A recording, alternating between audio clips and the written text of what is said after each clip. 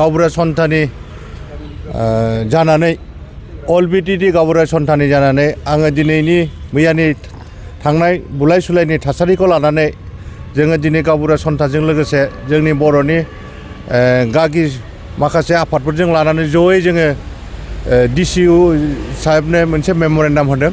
बे मेम'रेन्डामनि सायाव जोङो गोजोन थासारिया जाहाथे मोजाङै फैयो, गावजों गाव जाहाथे बुलायलाया, हारि माहारिजों जाहाथे अनिष्ट सिलिंखार जाहाथे जाया, बिनिखायनो जोङो बेवहाय जयै जथायै मोनसे मेम'रेन्डाम होनाय जादों।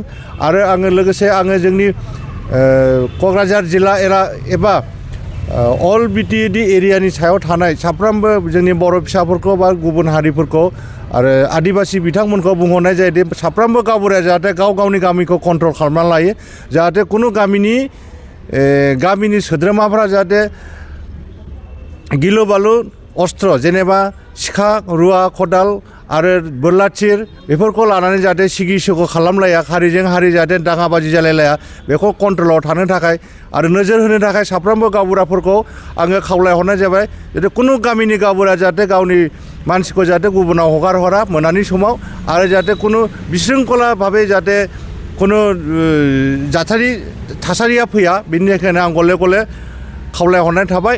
आरो दिनै दा मोनानि समाव, फैगोन मोनानि समाव जाहाथे बयबो जयै गामियै सावरायलायनानै जाहाथे मोजाङै थालायलायो, खारलु खारलाखौ जानो नाङा।